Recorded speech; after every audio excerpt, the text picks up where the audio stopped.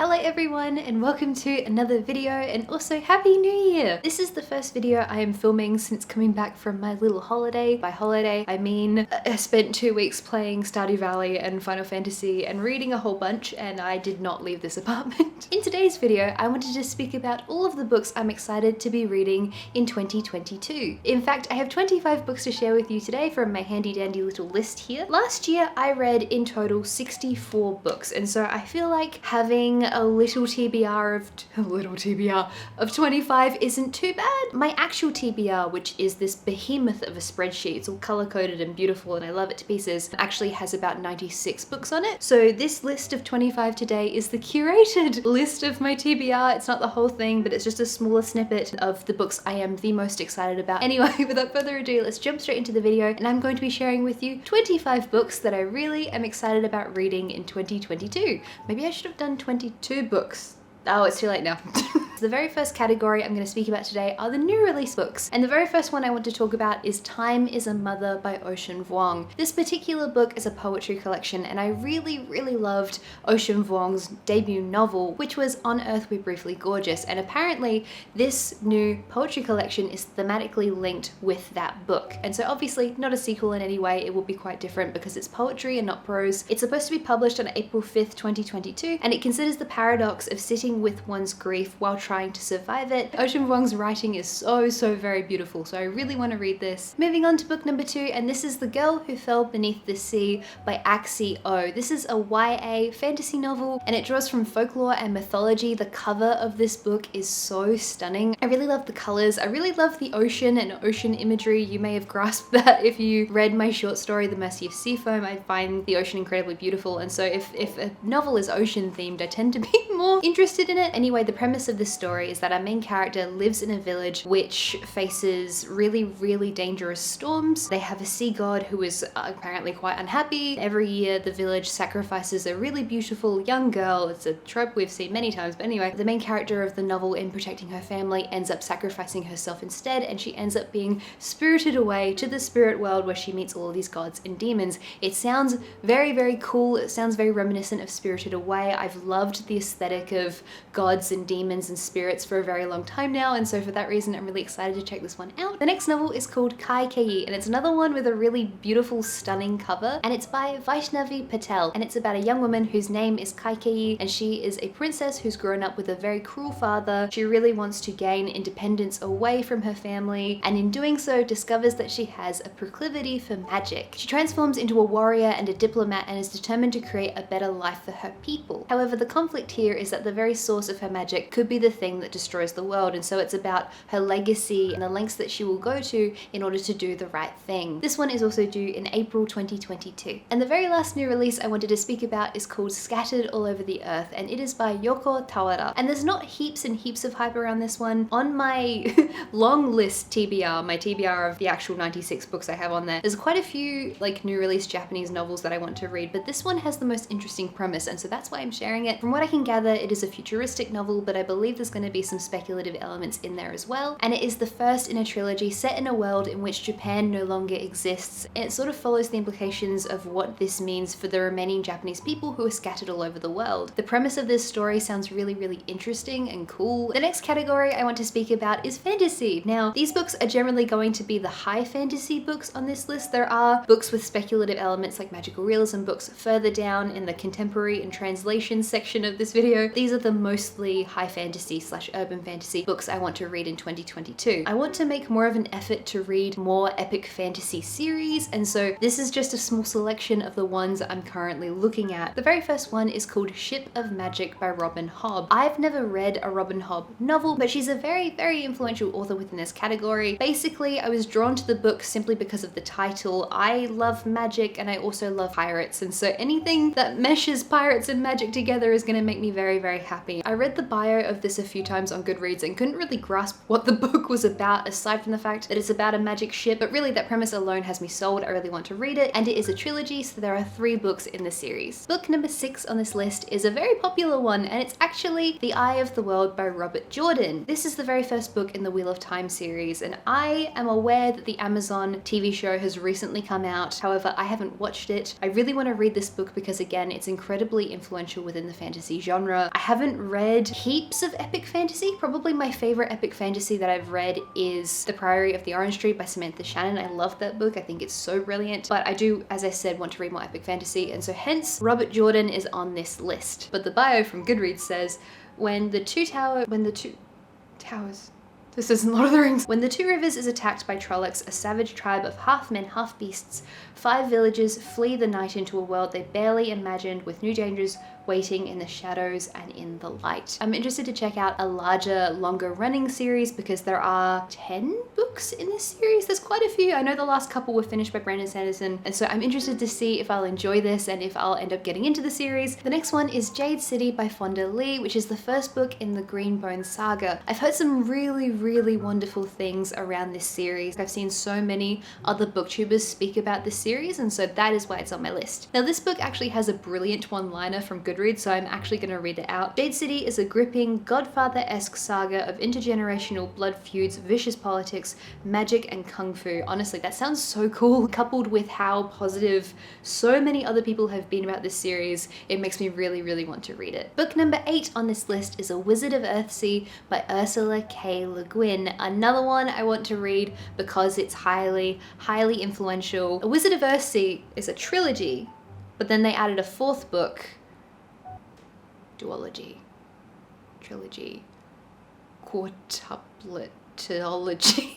What do you call 4 books? Tetralogy. There you go. That's what you call a series that has 4 books. Anyway, there are 4 books in this series, and as far as I know, we follow the main character whose name is Jed or Ged? I'll go with Ged. We have our main character whose name is Ged, and he becomes the most powerful sorcerer in the land, and so I believe that this is a Bildungsroman or coming of age story about how he does that. I've heard that there is a magic school in here. I have actually watched the Studio Ghibli version of this film. I'm pretty sure I watched it on a train from Kanazawa to Osaka, and I don't remember a single thing about it. It was made by the director Goro Miyazaki, which is Hayao Miyazaki's son, and the Earthsea Ghibli film is considered by many to be Studio Ghibli's worst film. Actually, now that the CGI one has come out, maybe that is considered their worst film, but that's also by Goro Miyazaki. Anyway, I have watched the film, I think, but I don't remember a single thing from it, so I don't think that's in any way going to inhibit my enjoyment. Book number 9 on this list is The City We Became by N.K. Jemisin. I loved the Broken Earth trilogy so much by N.K. Jemisin. It's one of my favorite books. It's just so interesting with the way that it meshes together fantasy and sci-fi elements. I love the writing. There's just so many wonderful things about that series. And so The City We Became is N.K. Jemisin's urban fantasy that came out a couple years ago. It's set in New York in a world in which cities have souls. There is a sinister and ancient power brewing beneath the city, which is like threatening to ruin everything, and so 5 New Yorkers end up having to defend their city. The premise doesn't necessarily wow me with this book, however, I love N.K. Jemisin, and so I really want to check this out. Book number 10 on this list is The Poppy War by R.F. Kuang. This is a book that has intimidated me for quite a while, but I've heard a lot of amazing things about it. The reason why I found it just a little bit intimidating is because I've heard that the violence in this book is quite confronting, because it depicts war in a very realistic way, and particularly because it draws from real life, especially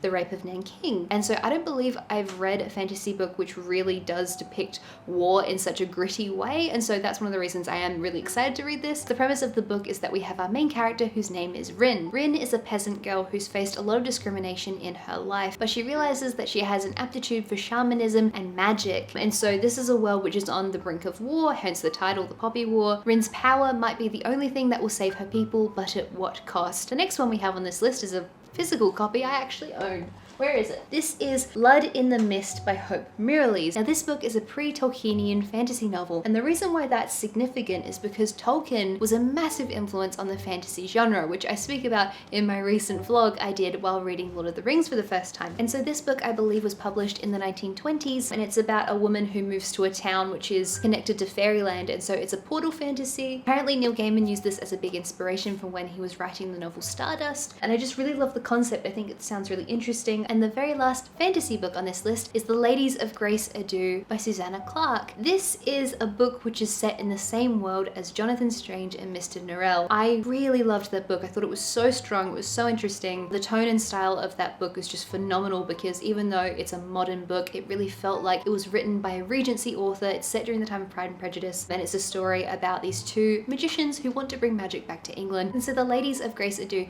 is a book set in this world, and it's a compilation of 10 short stories, and supposedly we get to see characters who are in Jonathan Strange and Mr. Norrell. And basically I just want to read everything that Susanna Clarke has ever written, because I think she is so incredibly brilliant. And so that book is also on my TBR. Moving along to the contemporary and translation books I want to read in 2022. The very first one is 1Q84 by Haruki Murakami. It has been maybe 2 years since I last finished reading a Haruki Murakami novel. His novels are these enormous, epic, labyrinthine, beautiful books. They're so amazing, and they leave you feeling, as I've mentioned before, just dead inside after you finish them. And so the trauma that you get from reading a Haruki Murakami novel, I feel like it means that I have to spend a significant amount of time before I can read the next one. Of course, I did read what I talk about when I talk about running last year, which is Haruki Murakami's memoir on running and writing, which I loved. It obviously does not have the emotional impact of one of his really, really big novels. And so I'm determined in 2022 to finally read 1Q84, because it's been on my list for a little while, and I think it's time. I think I'm ready to read another Haruki Murakami story. So for this particular one, the title is a play on words. So it draws from George Orwell's 1984, because in Japanese the number 9 is actually ku or cute, and so in the novel this also symbolizes Q for question. So there's a bit of intertextuality going on there. The story follows a young woman whose name is Almame and a man whose name is Tengo, and Almame ends up entering a parallel existence which she refers to as 1Q84. It's probably going to be a sweeping, labyrinthine, interesting, weird, wacky story, and I'm very excited to read it. Book number 14 on this list is The Decagon House Murders by Yukito Ayatsuji. This is a thriller and a mystery novel with a pretty simple premise. Essentially, this group of university students travel to a house on an island where the previous year there had been a whole bunch of really, really gruesome murders, and these students end up being slowly murdered one by one. So there's a real mystery around why these people are being killed, what's happening, what's going on. Apparently, the book is quite twisty. What stood out for me with the book is that I really love the cover. I think the colors are so bold and pretty, and honestly, I haven't read very many murder mystery books. I haven't read very many thrillers, and so in the constant sort of want of me to broaden my reading horizons, I want to force myself to read a few more thrillers and mystery novels this year, and so this is one of the ones I'm going to be picking. Book number 15 on this list is Miracles of the Namiya General Store. Keigo Hisashino is a very famous thriller writer in Japan. However, this book I don't believe is a thriller. It's about 3 delinquents who break into a konbini or convenience store overnight, and while they're sitting in the convenience store, a letter gets pushed through the mail slot, and the contents of the letter and the instructions that they get given end up irrevocably changing their lives. The description I just gave made it sound a bit like a thriller, but apparently it's quite a heartwarming and touching story, and so I really do want to read it. The cover is quite adorable. It looks a little bit like a light novel or like a manga, but I think it sounds really interesting, and so I definitely want to read it. The next book on this list is The Bastard of Istanbul by Elif Shafak. Ever since I read Ghost Empire by Richard Feidler, I've been really interested in Istanbul and Constantinople and the history of this city. So basically I've been gravitating towards any book that's even like loosely based in Istanbul. Elif Shafak is one of Turkey's most celebrated authors, and so I've heard amazing things about her work, and this particular story is set between the United States and Turkey, and it's about a secret that links together these two families and ties them to the 1915 Armenian massacres and deportations. It sounds really interesting, and I've heard that the author's writing style is really beautiful, and so I really want to read it. And then the very last book in our contemporary and translations category is The Disaster Artist, and this is It's a very different book. The Disaster Tourist by Yoon Ko-eun, and this story is an eco-thriller about a woman who works for a company that provides tourist packages to people who want to go see places where catastrophes have happened, and so this includes natural disasters amongst other catastrophes, I believe. The main character experiences an amount of sexual harassment at work, and then she ends up going on one of these packages herself, where she discovers that her company are actually planning on creating a catastrophe or a disaster in order to sell more packages. And so so this is a story that looks at the Me Too movement, the sort of like dark side of tourism and voluntourism especially. I've never read an eco-thriller before, and so I'm really interested in the concept. We have a new category that I don't tend to speak about very much here,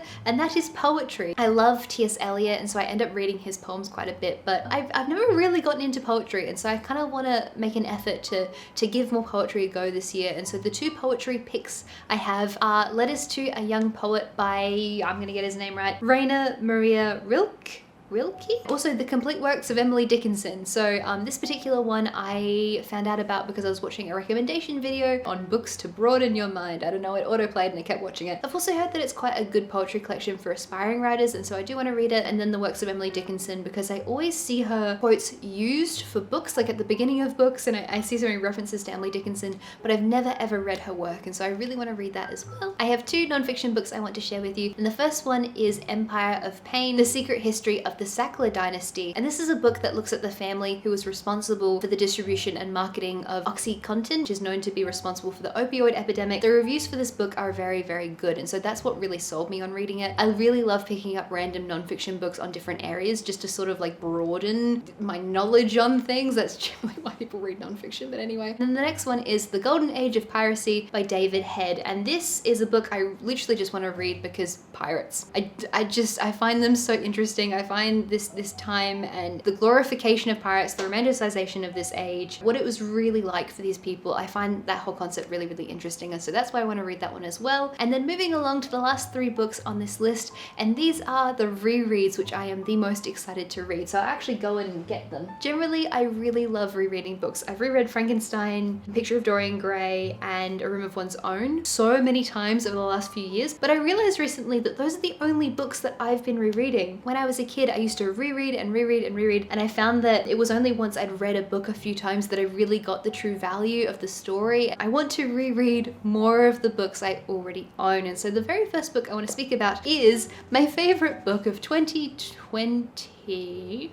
Yep, my favorite book of 2020, which was Pachinko by Min Jin Lee. This is such an excellent book. This is the book I've cried the most while reading. It was just so beautifully tragic. I loved it. So I really want to see if a year and a bit later I still have the same reaction. This is an amazing epic historical novel about a young woman whose name is Sunja, who's from Korea. The novel starts out in about the early 1900s, and Sunja ends up moving to Japan, and so it looks at the implications on Sunja's life, and it's an intergenerational story. It's so beautifully written, it's so beautifully done, and so I would really like to reread it again. The next one is a book I talk about to absolute death, and that is The Magic Toy Shop by Angela Carter. It's been a few years since I read this book, and so I'm really excited to reread it. I end up rereading the first few chapters all the time just because I really love the opening few scenes of this book. I think they're really, really beautifully done. But this is a story about a young girl who is about 14, I believe. Her name is Melanie, and her parents die in an airplane crash, and so she ends up going to move to London to live with her creepy uncle in his gothic little house and toy shop. And it's this beautiful magical realism, like gothic story. There's not heaps of magic in here. Really love it. It's such a beautiful gothic little story, and it's my favorite book by Angela Carter. And then the final one I'm the most excited for rereading in 2022 is Piranesi. This is a book by Susanna Clarke. I know I've mentioned Susanna Clarke like 3 times in this video already, but out of the 2 novels by her that I've read, this one is significantly smaller. This is a bit less intimidating because it's only 60,000 words. Piranesi is a story about a character whose name is Piranesi, and he lives in a house that contains the ocean, and this house is very large and labyrinthine, and there are tides flowing in and out of the house, and there's these really beautiful allusions to C.S. Lewis, Greek mythology. There's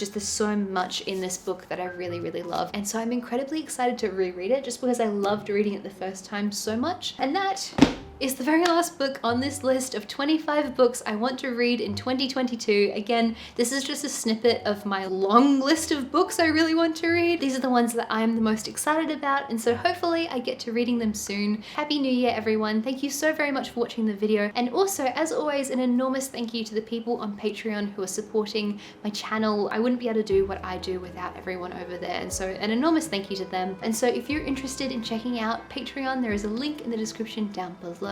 Take care, everyone, and I will see you next time. Bye-bye.